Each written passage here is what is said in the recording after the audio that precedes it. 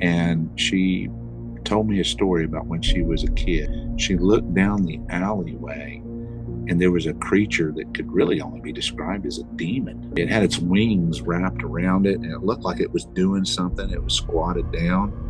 And she said that it heard her and it turned around and looked at her and it wheeled around and flung its wings out. My name's Brian. I live in Enid, Oklahoma, northwest Oklahoma, for those of you that don't know where it's at. A couple of years ago, I was, I guess you'd say, unlucky or lucky enough to have a couple of cryptid encounters. And then eventually, when I became, I guess you would say, I came internet aware, which was much later than everyone else. I'm kind of a internet Neanderthal. I got to looking around trying to find more information. I realized there really wasn't anything for my area. And so I decided to do something about it. And I started compiling data and putting it out there for the public to see. You know, we've got a little website and we post stuff on Facebook. We've got our own little Facebook page, and we go out to the field, do field investigations, and we go out and do interviews and talk to people and get their side of the story of what they saw. We do a lot of things, really, to be honest with you. We stay pretty busy. The first thing that really happened to me, I didn't even know it was happening. I was just a kid, and we had a farm down between Dover and Crescent. And basically, I think there was some some Sasquatch activity going on down there when I was young. Yeah, I actually found a footprint when I think I was about 10 or 11. Might have been 12. It's kind of hard to remember. I didn't even know what I was looking at. You know, it was one of those three-toed footprints. Yeah, it's kind of unusual. And then fast forward to when I'm about 30, and I'm sitting around drinking a beer in my living room watching some random, Bigfoot movie or show that happened to be on at the time. And bam, I saw the footprint there, and I about spit my beer out. It all kind of started coming back to me because I'd completely forgot about all that up until that point. And from that point, it was a shocker to me to realize as an adult that there was something down there with me when I was a kid. And that's when I started putting all the little stuff together, all the knickknack stuff that was happening behind the scenes, and all the stuff that I would, as a kid, I would get blamed for, get in trouble with from grandpa for, leaving the granary door open, just all this stuff and stuff that I swore that I didn't do, but I got in trouble for it anyway. And but just all the knickknack stuff started piling up, and I realized, man, they were down there when I was a kid. They were down there playing in the wood. I was playing in the woods with these these forest people or Sasquatch or whatever you call them. They were down there around me. And so after that point, that's when my eyes kind of got opened. And from that point on, when I was in the woods walking around, I was kind of aware, and I started finding, strange things off and on in the woods. It was pretty tough to explain.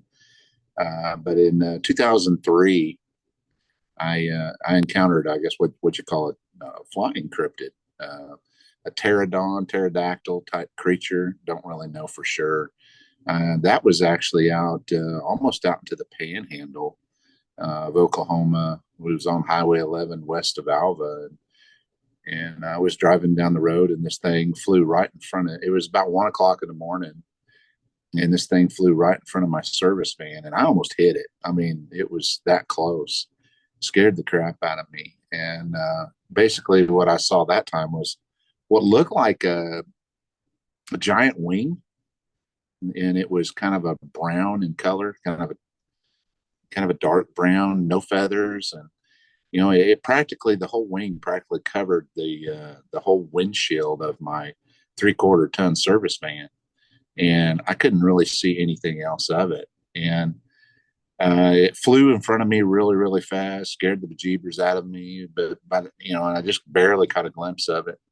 but I knew that whatever it was huge. And I didn't know what to do with that in my mind. You've got to put this stuff somewhere, and you got to, as a guy, you want to categorize everything that you see. And so I just like, I don't know what that was. Maybe it was a giant bat or whatever. And then a couple of years later, I was again unfortunate. Well, the first time was unfortunate. The second time was good. It was like 2 or 3 years later, I saw another one, and this one was actually smaller. Same area, west of Alva, and middle of the night, I was coming home from doing service work, middle of summertime, and another one flew in front of me. But this time, this one was in front of my van enough that I actually got a decent look at it, and it was smaller. I would say, it probably had, like an 8 foot wingspan. It's probably about the size. This one was probably about the size of a human, like its body and everything. But I got to see it flap its wings as it flew in front of my road, my the highway with my highlights, my bright lights on, and I got a pretty good look at it for a couple of seconds, and that's when it hit me. I was like, that is what I saw, a couple of years ago. And that's when, your brain starts punching the numbers, and you're like, the one I just saw was smaller than the first one I saw. And that's when you start realizing, holy crap, there's like a breeding population of these things, and so I went to work because I was one of 12 guys, service techs, that ran calls out there in that area. And I thought, well, I'll just ask any of the other guys if they've seen anything like this, and at the time I didn't know what I was looking at. And there's a set of caves over there. It's called Alabaster Caverns, and it's known for having bats and stuff like that. So I thought that I was just looking at some kind of large bat, And I got on the internet. I was looking, and I saw pictures of people from South America holding up these giant bats, and I just figured, well, hell, that must be what I saw. But I found out later that really wasn't what I saw. There are no bats that get that big. There are no bats that get as big as the small one that I saw, not in the world. And so I went like an idiot. I went to work and asked my fellow coworkers if they'd ever seen like a giant bat thing flying around out by Freedom, Oklahoma. And oh my gosh, they laughed me out of there. They were calling me Batman and everything else for like the next 3 or 4 years. And I like to never heard the end of it. I mean, they razzed me and gave me a bunch of crap, and they ridiculed me, and I just shut up about it. And that was my first experience with that, as far as like coming out and talking. And at the time, it really seemed like a mistake, coming out and talking about it. Looking back on it, hindsight 2020, I wouldn't change a thing. But it still, I caught hell for that. And then I think it was 2008. I can't remember. I'd have to look at it. I tried to write everything down in my book, but I ran into a creature that I believe was an adolescent dogman. And I honestly didn't know what I was looking at. And that was out in northwestern Oklahoma too. And it was really odd, and it looked kind of, to me at the time, it looked kind of deformed. I didn't know what I was looking at, but I just knew it was unusually large, and its body proportions weren't normal for any animal that I knew at the time. And I saw that one in broad daylight, and I probably rolled up to it within about 50 yards in my service truck, of all things, on a gravel road. Really weird. And then I think 2 years after that, I got another sighting in another area of another dogman type creature that it was just a big wolf looking dog. And this one was so unusually large that there was no putting it in a box. It was as big as a cow. And it shocked me. I didn't know what to make of it. I was confused.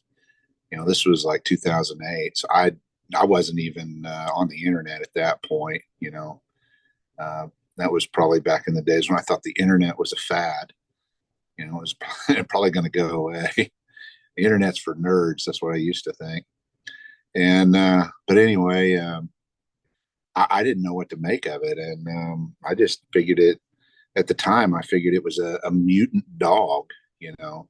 That's how I explained it to myself at that time. I'd read and heard stories about humans that were affected by that gigantism disease or condition. I don't know what you would call it, but that they grow to be, ridiculously large. And so I just figured, well, that dog obviously had it. And my thoughts at the time was, well, that thing's not going to make it very long because, some farmer is going to put a bullet in it. At first I thought, well, maybe it's some farmer's dog, but what farmer would have a dog like that? I mean, surely it would be dangerous and it would probably kill cattle. And, there's all this stuff that just doesn't make any sense about it. But it did. It scared me, and it scared me at the time. And I remember my first thought was, well, my little brother, he hunts coons out there at night, and it scared the jeebers out of me. And I sitting there, I ended up calling him on the phone and asking him if he'd seen anything. And I was very skeptical of trying to tell him exactly what I'd seen, because if you have a brother, you know how brothers will razz your ass. And I was just sitting there thinking, how can I explain to him that I saw what I saw without telling him exactly what I saw? And so I called him and kind of poked around at him, and I think at the time he mentioned that he had seen some unusually large canine tracks down there a couple of times, but he'd never seen anything. But for years, we kept our eyes out for that thing. We just called it the wolf dog at the time because it looked like, I never saw it get up and walk on its hind legs or anything. It was running on all fours when I saw it. And I actually did a YouTube video about it. If you want to watch it, it's on my YouTube page, and I actually take you out there and show you where I saw it at. But that scared the hell out of me, and it kind of changed the way I interacted with the woods after that, because the thought of something that physically large being out there scared the crap out of me. And that was the second one that I'd had. Unfortunately, the more cryptid sightings you tend to have, the crazier people think you are.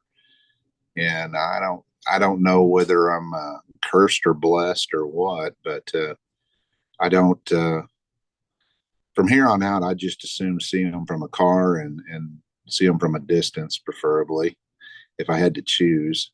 But like I said, education's the key, and I eventually went to the internet, probably 10 years after everybody else did, and started looking for answers. And I realized that there was literally like nothing for Northwest Oklahoma. There was nobody out here, nobody doing information. To be honest with you, there really wasn't a whole lot of people that even popped up for Oklahoma. And there was nobody that was doing anything in Kansas.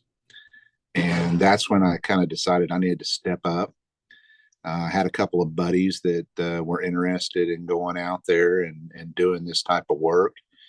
And so we started Red Dirt Cryptid investigations to try to fill, that gap that we had in our area.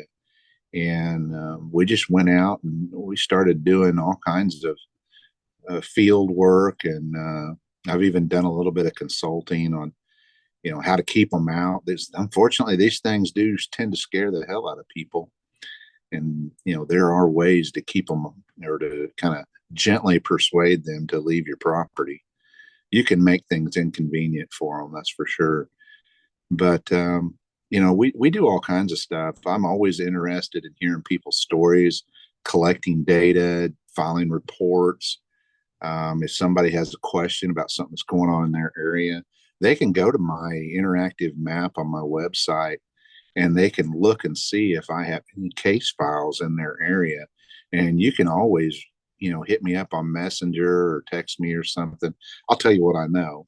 The only thing I won't tell people is names and exact locations if that particular person giving me the report requested to be anonymous. Those are some things that I will not share. Now, if it's an account that happened on public land or something like that, I'll tell you everything I know, short of the name of the people. I usually stay away from giving out names, but I'll tell you everything I need to know to help know better about what's going on in your area. That's kind of my goal. That and to help people that are scared, living in fear. So that's me, and that's what we do. I've got two other guys that are real super active with me. I got Jeff Hatfield, who lives here in Enid with me, and I've got a buddy that lives just outside of town named Micah Doan. They go with me. It's always good to have people with you whenever you're doing this kind of stuff. Doing it alone is probably not the best idea. We've got a couple other guys that do go out and do work with us occasionally. One of them wants to be anonymous. We just call him the mysterious Mr. X. You'll see him make some appearances in multiple videos, but I always try to keep his face out of the videos, so you won't find any photos with him in it. So he's anonymous. So sometimes I think I'd be smarter if I remained anonymous. So, but anyway, that's me. That's kind of what we do, and we just want to help people that have had encounters, and to be a place where they can tell their story and look for stuff in their area. We specialize basically in Northwest Oklahoma is our heart area, but outside of that, all of Oklahoma and southern Kansas is what we really do, and that's kind of the people that we aim to serve, primarily because there's nobody else doing some of this stuff, especially when it comes to cryptids other than Sasquatch. I work with the Native Oklahoma Bigfoot Research Organization. They're a really good group of people, and they're really well organized, and they really got their stuff together. But they don't do anything but Sasquatch. That's all they do. And unfortunately, I have yet to actually get a good look at a Sasquatch myself. We did see that peaker the other day, and that was a very exciting moment for me, and I was really, really happy about it. But I wasn't psychologically ready for it. If I'd have been thinking, I had my phone in my hand, but I kind of glitched out, I guess you would say. It's pretty funny situation. Everybody makes fun of people for not getting video, and I've probably rolled my eyes at a few people in the past for that, but not anymore. It tends to make you go stupid when you see something like that. But anyway, that's kind of us. That's what we do. Anything and everything that's cryptid related. It doesn't matter whether it's Dogman, Sasquatch. Sasquatch is our bread and butter, but the Dogmen are bigger than people think. I've got a lot of report. I probably need to tally up what percent of my case files are actually Dogmen versus Bigfoot. But we also do like little people reports and deer woman, flying cryptids. It's kind of weird. There's a lot of different types of flying cryptids. Some have feathers, some don't. It's interesting. We even had one Thunderbird report down by Watonga, Oklahoma. That was interesting. And but yeah, there's just whatever type of cryptids are out there. I haven't got a chupacabra report yet, but I'm waiting. So that's us. That's what we do. Coined a word. I call it the demographic phenomenon bias. Basically, you get into these areas that are not known for Bigfoot behavior, and people react differently when they do have encounters. Like if you go to Washington State and Oregon and Northern California, and people don't down there, Bigfoot and Sasquatch are very much a matter of fact. It's not a matter of if they exist, it's that they do exist. It's just common knowledge, and the people are more likely to laugh at you over there if you don't believe in Sasquatch. Now, you take like southeastern Oklahoma, there's a lot of people down southeastern Oklahoma that have seen these things. And so it's pretty much common talk down there. You know, it's not that unusual to hear two people sitting around a cafe talking about Bigfoot if you're down in Broken Bow. Okay.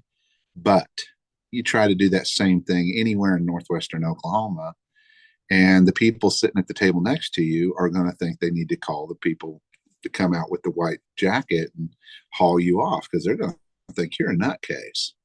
And people here just do not talk about this kind of stuff. Okay. They don't talk about Bigfoot. Even though there's shows and stuff like that out here, nobody around here, is willing to step out on a limb and report to somebody what they saw. This is a big part of the reason why we do the anonymous thing. And but you get down there to southeastern Oklahoma, and it's pretty common. But you get up here, and you got two things going against you. Number one, you got the fact that nobody is talking about it, and number two, you got less people.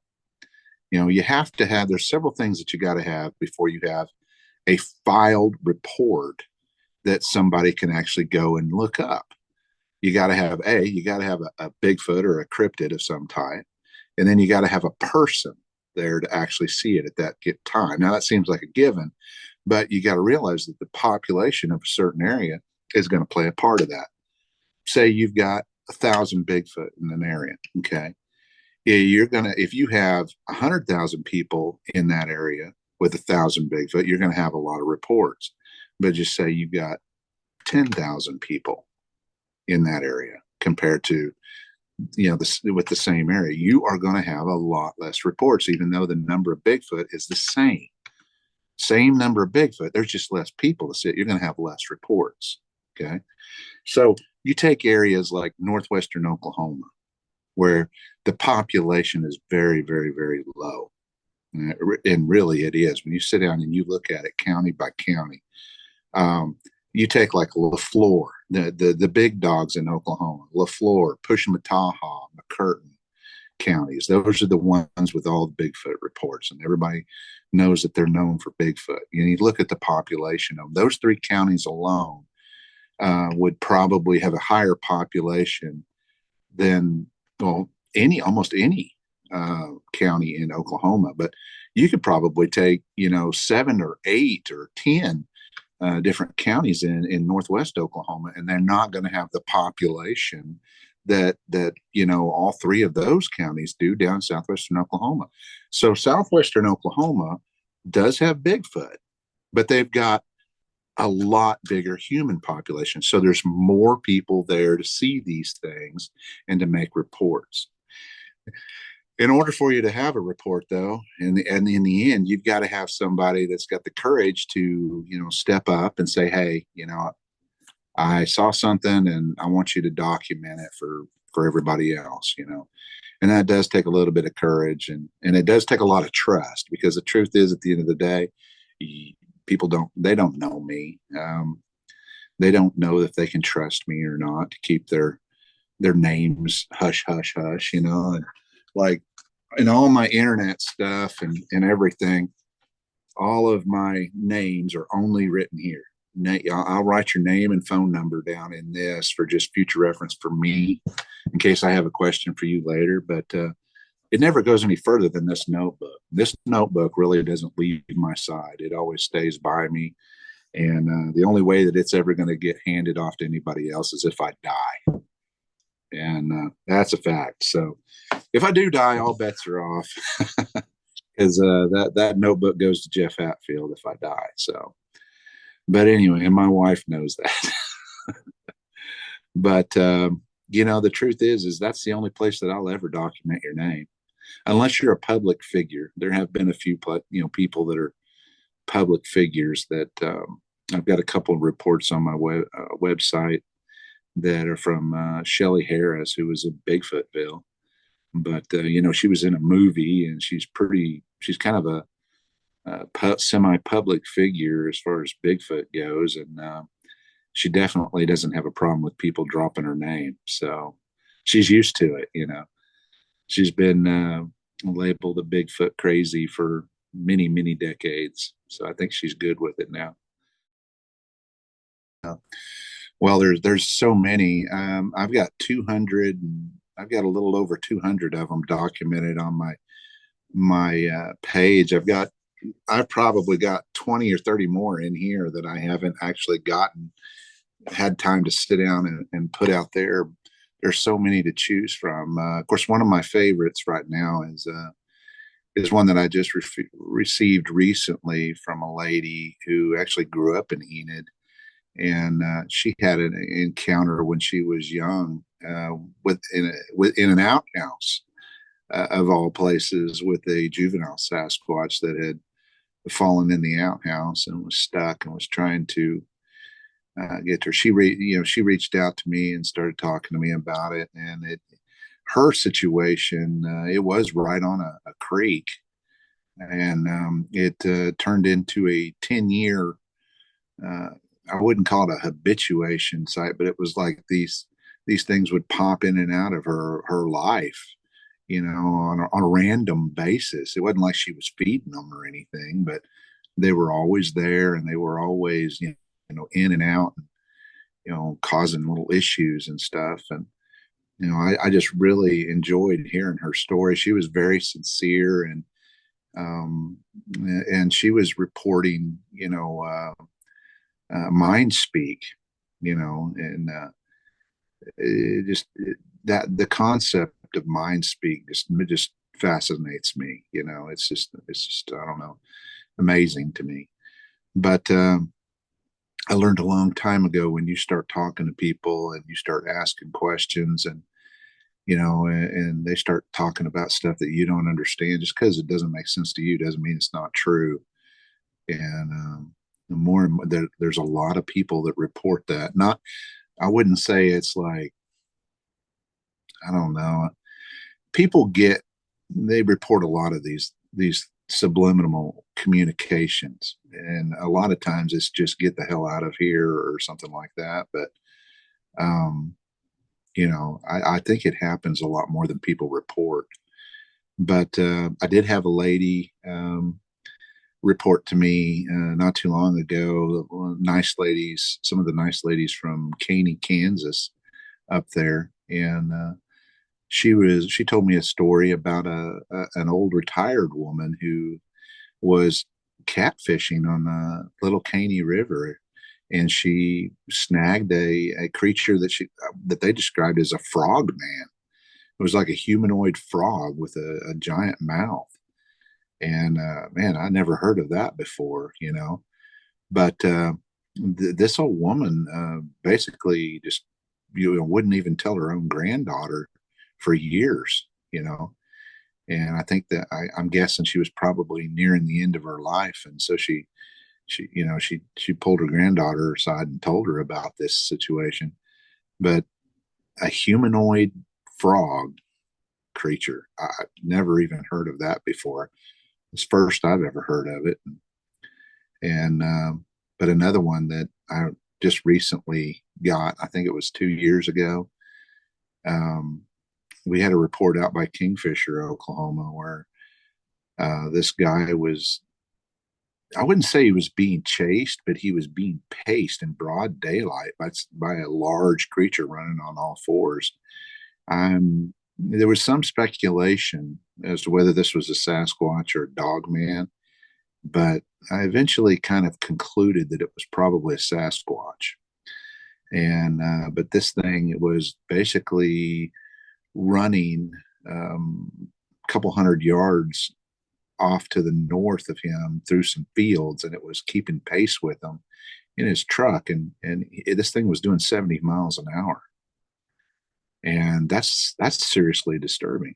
And apparently at first he said he thought it was a horse, and he realized, no, that's not a horse. What is that? And it was following him for a considerable amount of time. And then it was in a collision course with a house, with a farmhouse and some barns, and it veered off and started going away towards the left, away from him. And so that house was on an intersection. So he pulled into the intersection and was going to kind of drive to meet it so he'd get a better look at the thing. And that's when he realized there was another guy that was behind him that pulled in behind him too. And both of them had seen this thing. And both of them confirmed with each other that this thing was keeping pace with them at 70 miles an hour. And this was in close proximity to Kingfisher Creek, which is kind of known for Bigfoot activity. And I guess they came around the house and they saw the thing, and it stood up in the field and it looked at them for a couple of seconds on its hind legs, whereas before it had been on all fours the whole time. But it stood up and it looked at them for a second or two, and then it bolted into a shelter belt or a tree line and vanished, and they never saw it again. This was in broad daylight. And at the distance that they were at, they were hesitant to say, to give a guess at how tall the thing was, but they said it was really big, and it was a lot bigger than a man. And that, and we got that call shortly after it happened. And that was just a great opportunity to go out and to hear that guy tell his story. And it was so funny too, because he goes, that guy, the other guy that was there with him, he said, all I remember is he's an oil field pumper. And he said, I don't even remember what company he worked for or anything. He says, he told me his name and everything. He goes, I don't remember any of it. He goes, I'd remember his face if I saw him again, but he goes, I can't even remember what company he worked for. And because I was kind of wanting to talk to the other guy, see if his story kind of aligned real well. But the stories are out there, and I would just encourage anybody that's listening to this, if you're from southern Kansas or Oklahoma, and you haven't documented, and sometimes just documenting it with one place, it really isn't enough. You really need to send your information to a couple of places, because sometimes, you can get lost on these forgotten websites, and I found some pretty interesting stories on some of these forgotten websites. They're like websites that somebody started once upon a time, and then it just kind of died, and it's still just sitting there. And those are great sources of information, but they're not being maintained, and there's nobody there to talk to.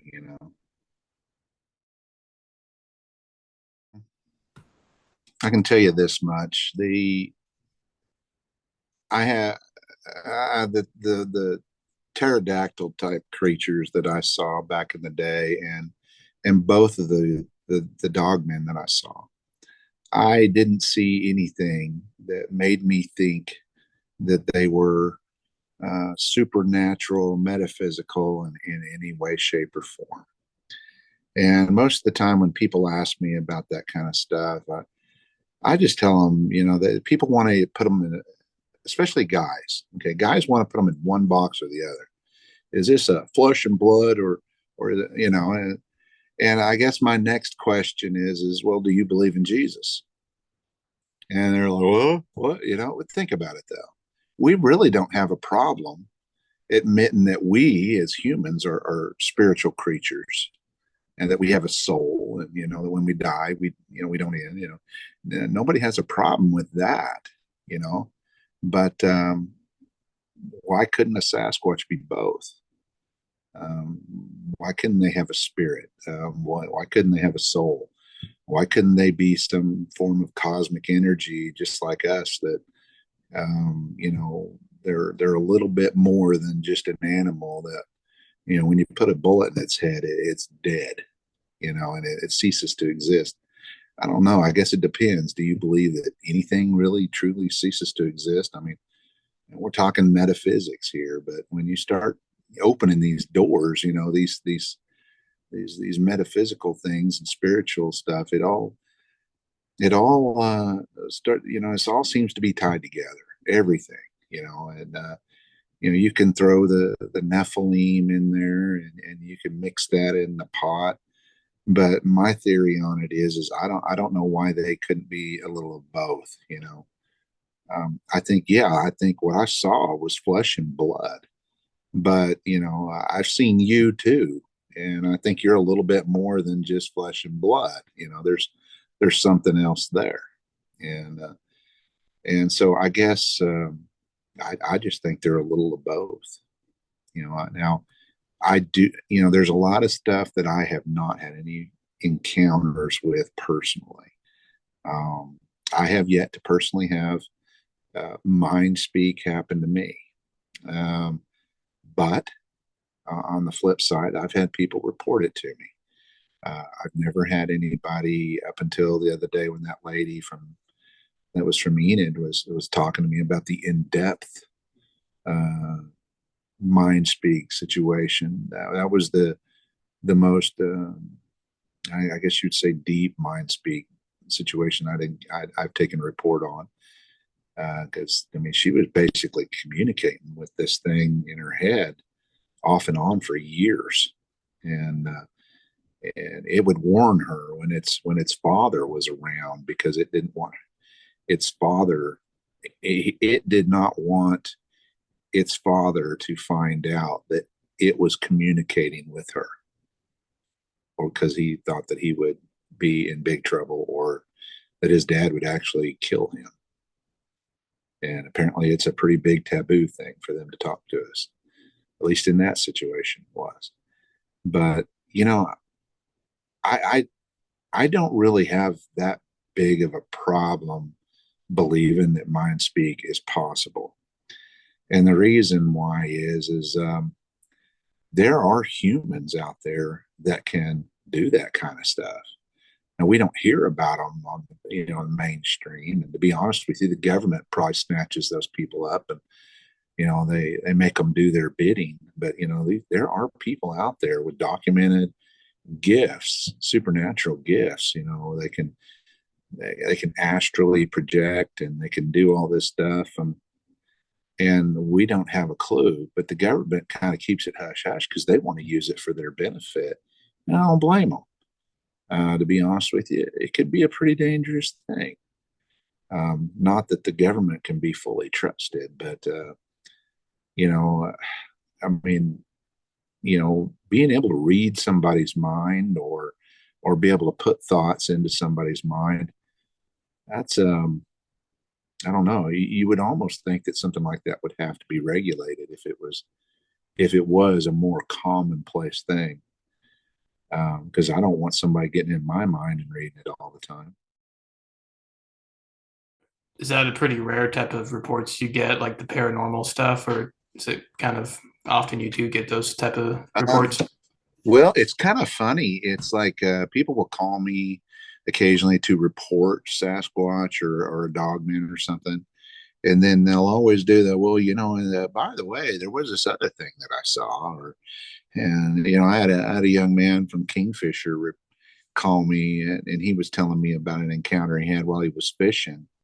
I don't remember. It was like 2015 or something. I can't remember. I'd have to check my notebook, but he was just kind of like, oh yeah, by the way, me and some of my friends saw a UFO over Kingfisher a couple years ago, and he basically described it as this giant triangular UFO with all these lights on it.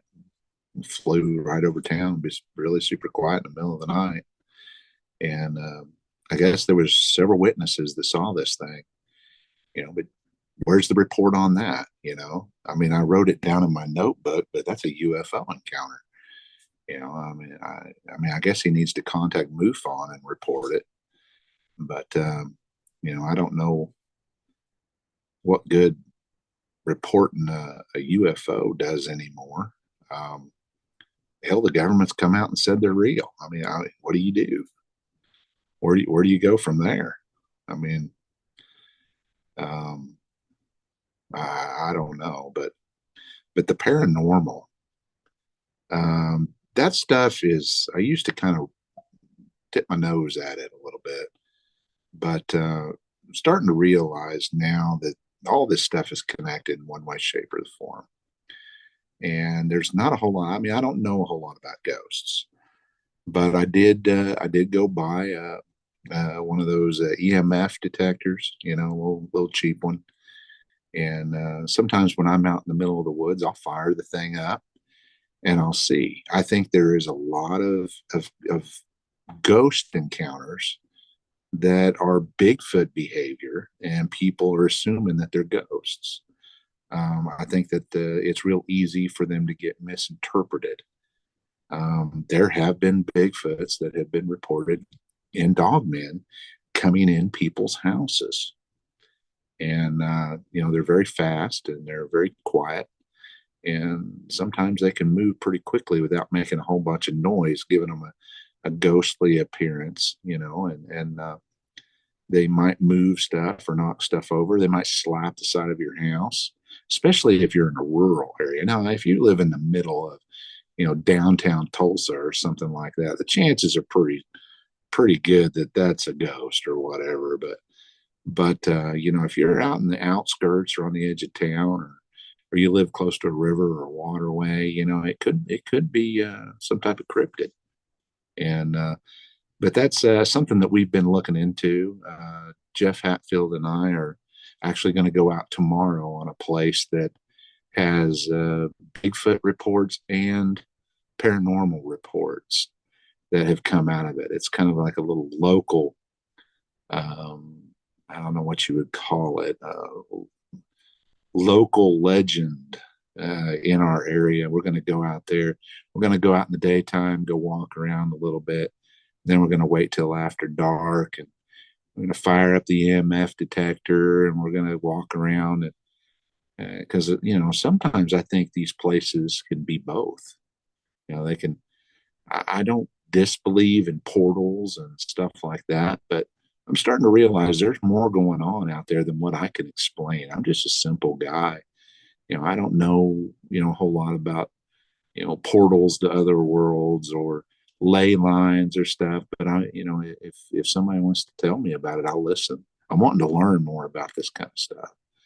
But I don't see why some of these houses that seem to be haunted, especially that they're out in the country, that may actually be a flesh and blood creature in that house or in that attic or underneath the crawl space. There's been reports of Bigfoot crawling underneath houses.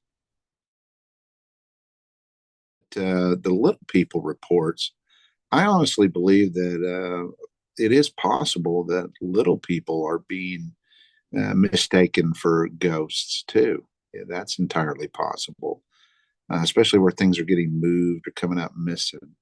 Little people, a lot of people think that they are Indian, Native American, indigenous people, legend or whatnot. But little people, stories about little people are all over the globe, just like Bigfoot. And the they're everywhere. Some people call them pixies, and it just depends on what part of the country or what part of the world you're from. Um, some of them are good, some of them are bad. It's always a bad idea to piss them off.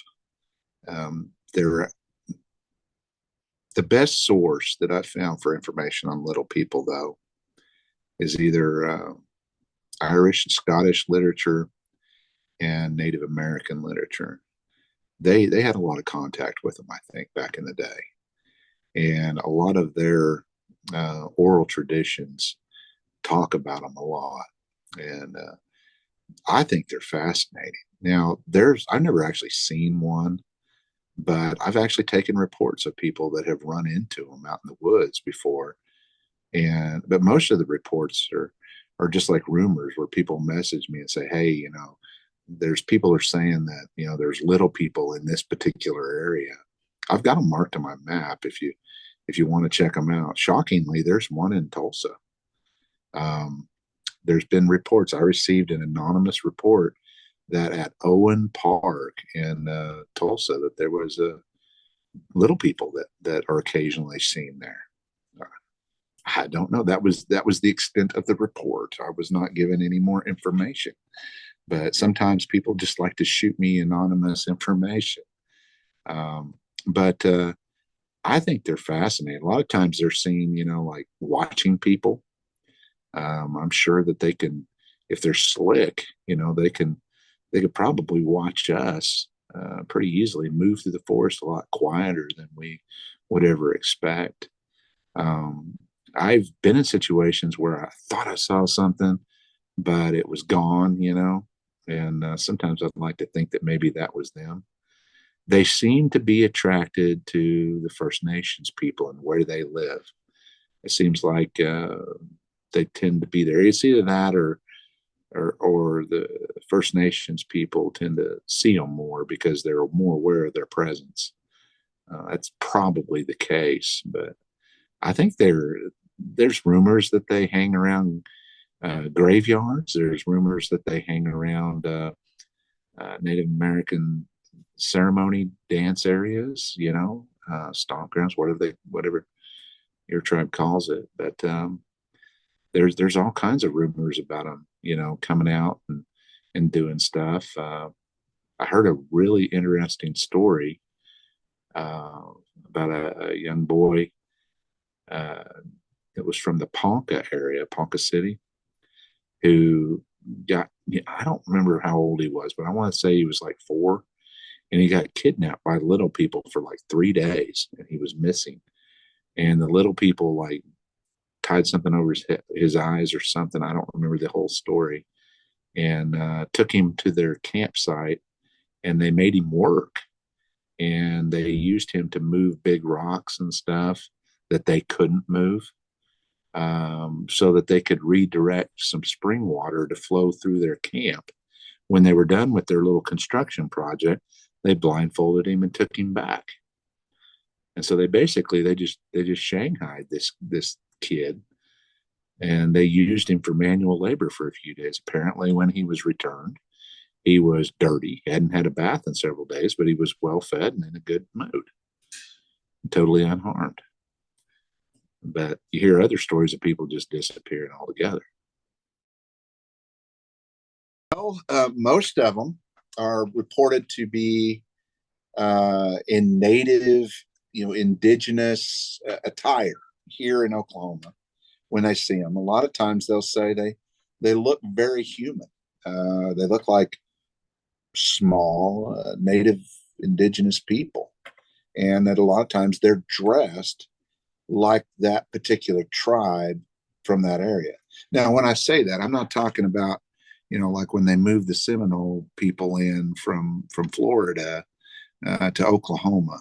I'm talking about the original tribes that were in this area. They say that they dress like the original tribes that were in this area prior to, us moving them all around. So, for instance, you take like Oklahoma. They would probably be dressed like a Wichita. I think some of the original people that was in this area was the Wichitas, especially up in Kansas area, and you go a little bit further where you got the Cheyenne that were there, and but and I'd have to look at my map, but there was they say that these little people dress like the tribe of the original people, and some of them have been reported wearing face paint, and but they apparently wear buckskins of some sort, and they even wear little shoes and stuff like that. And but that's just what I'm told. Like I said, I've never seen one. Now, the one guy that he told me, he said he saw this. He reported to me, and he said it just looked like it was wearing deer skins, but he just said he couldn't really see it. It didn't hang around for him that long. So some of them wear little headdresses. There was a report that I got from a man down by Marlow, Oklahoma. And I don't think this was actually too terribly long ago. I think it was like 2015. And apparently he was out in the country at a friend's house. There was multiple eyewitnesses on this situation. It was pushing dark. The sun was going down, and this guy had a detached garage that was in his yard, and he said he looked out the window and he saw this bird looking thing on top of this garage. And I guess he called his buddy over to look at it, and they were sitting there looking at it, and this thing looked like a man with wings, but it was completely covered in feathers. But it apparently had a human type face on it. And he said they went outside. One of them grabbed a gun and they went outside and it took off. And but that same creature was reported a couple of miles away that was swooping at people, and people were shooting at it with shotguns, and apparently they never hit it. But that there was multiple people that was reporting this thing. And I thought that was pretty fascinating, because I usually don't get a whole lot of feathered flying cryptids.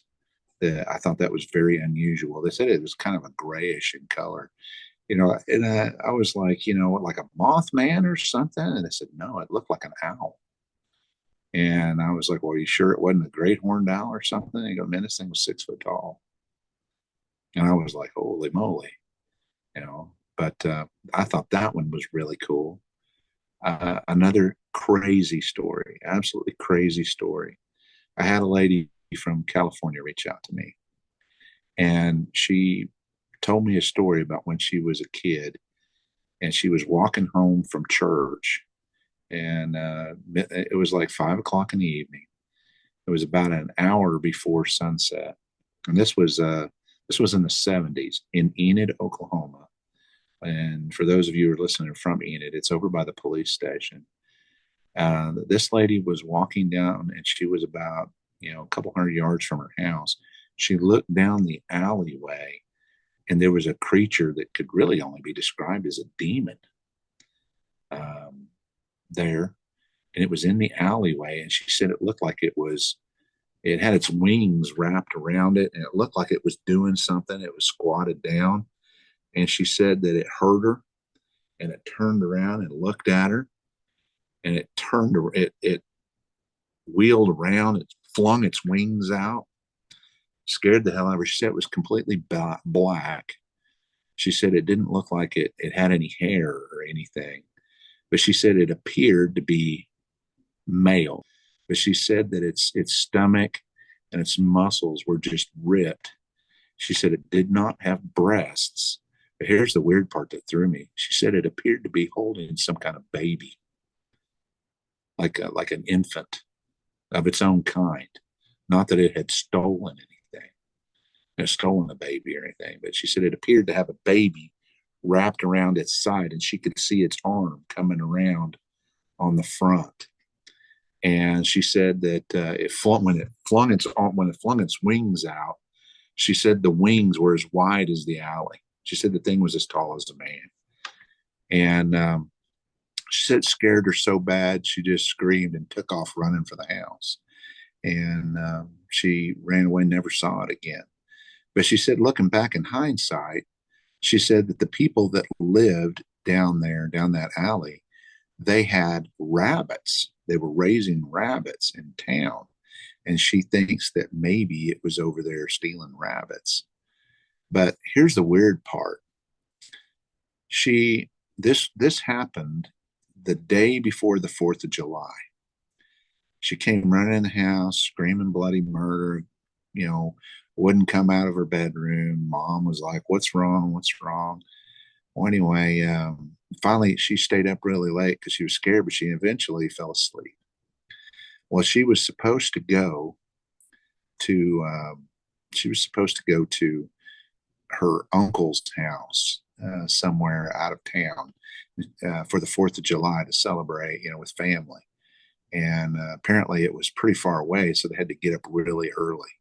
So they kind of woke her up at the butt crack of dawn, and they took her out and put her in the back of the car, and she fell back asleep, because she was kind of wore out.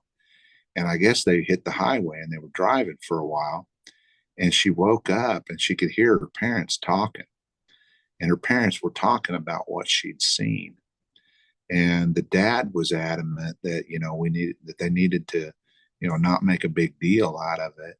And the mom brought up she said, do you think that she saw what that guy from Wacomas saw 2 weeks ago? And so, and basically they were having a little conversation in the front seat.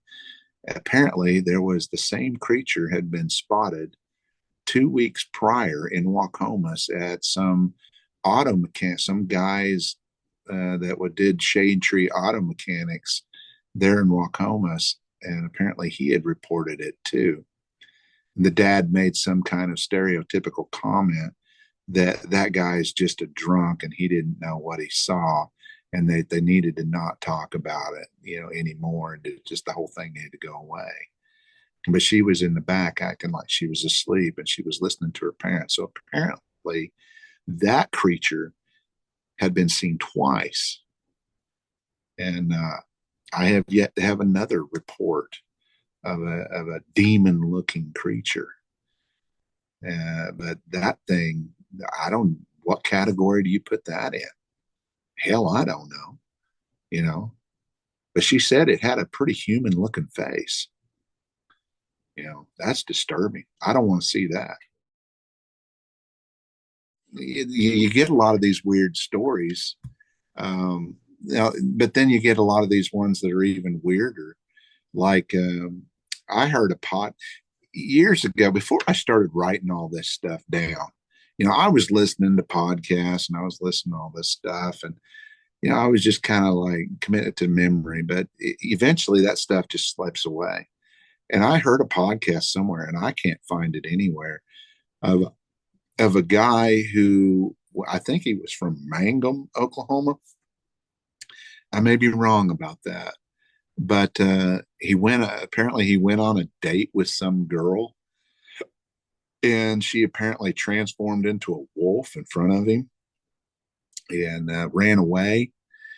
And I guess the next day, according to the guy that was giving the report, her mother shows up at this guy's house and basically threatened him and told him and said, now what we are.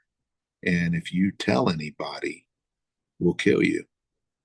And I want to make a report on that, but I cannot find that for the life of me. And so if any of your listeners has ever heard that before and knows where that at, please reach out to me.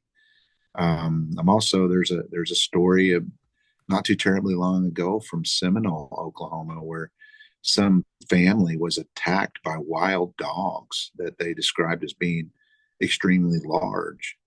And I can't find any information on that either.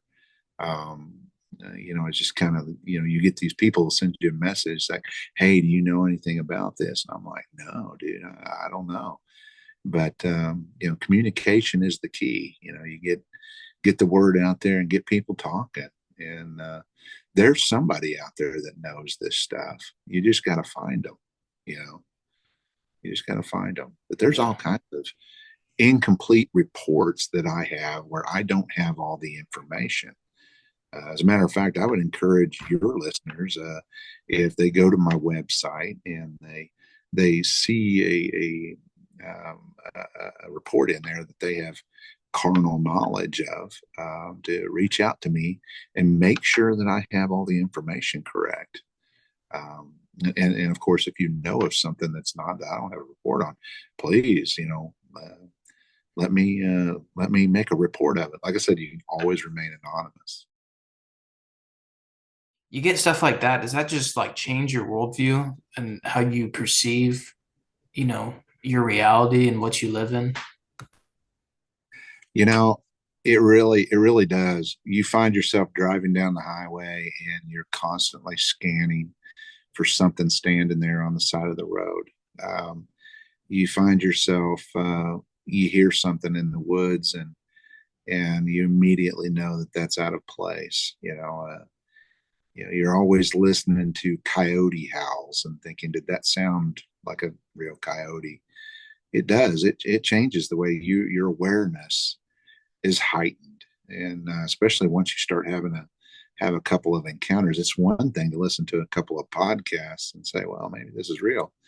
But when you have multiple encounters and then you have a bunch of little things happen to you here and there that are not easily explainable, after a while, you're just like, man, there's really some stuff out there that, is being hidden from us. Obviously, I mean, obviously the government knows about it. They're just not telling us everything. And to be honest with you, and I kind of alluded to you the last time we talked, I'm not entirely sure it's not in our best interest. When I first started doing this work, I was mad at the government for not disclosing what they knew. And of course, I've been mad at the government for, pretty much since I started paying taxes. But, you know, the government hiding cryptids from us and concealing that, to be honest with you, looking back, I think it's in our best interest. I think it's in particularly, the Sasquatch, I think it's in their best interest. If the government came out and said, yeah, there's Bigfoot, they're real, every botard with a bolt action Remington is going to head to the woods, and they're going to, there's going to be bare minimum, there's 3.9 million people in Oklahoma. And if they came out and said, yeah, they're actually real, we've got documented proof of them, I'm going to say there's going to be at least 5 or 10,000 of those 3.9 million that is going to decide they want a head on their wall, and they're going to hit the bush, and they're probably going to end up starting a range war that is eventually going to lead to their extinction. Because we may not be as tough as them, but we do outnumber them considerably. And so I think that it's in our best interest. It helps us sleep better at night as a whole. As a nation, I think we sleep better at night. It sounds ridiculous, but the truth is it's kind of hard to sleep at night when you know what's out there, especially if you're camping. Now, there's people out there that never go camping again when they see these things. There's people out there that never go camping again when they see them from a distance, let alone close up. And I think that that's one thing that the government hiding it from us is, truth be known, it's it pisses you off, but the truth is it's probably in our best interest and their best interest. Because people, a person is smart, but people are stupid. You put a group of people together and they go ignorant really, really fast. It don't take long. All you got to do is watch the news and you can see how ignorant people are. And especially when you confront them with something they don't understand, but they don't know. And that's what humans have successfully done for thousands of years, is we find things that we don't understand and we kill them. That's what we do. And yeah. So, yeah, to be honest with you, I think the Sasquatch people need to be protected from us. That's what it really boils down to. If someone has an encounter and wants to contact you, what's the best way they can do that? Well, the fastest way would probably just be to go find us on Facebook and hit me up on Messenger. My name's Brian Terrell. I'm the admin for Red Dirt Cryptid Investigations. You could also send us an email. It's reddirtcryptids at gmail.com. There's no dots or anything in there. It's in no spaces. It's just Red Dirt Cryptids. There's an S at the end of cryptid at Gmail. You can send us an email. A lot of people do that. Or you can just, probably the fastest way is just hit me up on Messenger. I'm pretty responsive to Messenger. But I try to keep my phone number off the internet as best as possible. So I have enough problems with my friends calling me. I don't know what the problem is, but yeah, I don't know. But yeah, that's usually the best way, is just Facebook Messenger. It tends to work pretty good, and especially for communications. And there, it protects you too. You can just, and if you want to be completely anonymous, the best way to do it is just send an email. Don't tell me your name. I'll be respectful. Trust me, I've been made fun of. I've been made, I've had people poke at me and laugh at me and think I'm a lunatic. Um, I'm not going to treat anybody that way. And if you want to just remain in the shadows, I get that. So yeah, so we'll put all of Brian's contact information in the description box for Red Dirt Cryptids. Brian, do you have any more plugs or anything before we head out? I will say this too. To the best of my knowledge, there is another group that is sharing information too, and uh, that's the Native Oklahoma Bigfoot Research Organization. The Ryan White is the kind of like the tech guy for that group. Some people know him as the Squatch Ranger, and he's got a really nice website with an interactive map. And his map is actually prettier than mine. I will give him that. It's actually really aesthetically pleasing. But he's got a deal where when you click on one of his waypoints on his map where it happened, it actually pulls up a whole file on it. I'm working on copycatting his idea. I'm not ashamed to say it. I've copycatted a lot of things that he's done. He's pretty smart when it comes to computers. I'm not all that smart. I've got a really huge learning curve, but monkey see, monkey do. There's power in that.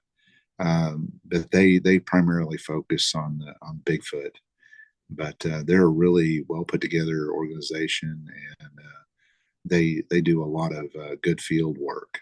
So and they're good people, but they're there's a lot of them too, all across the state.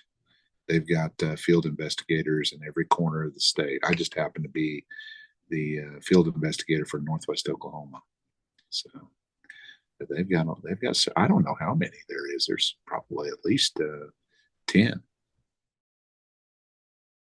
I really don't have much else to add. Thank you so much, Brian, for putting up with me and trying to do this.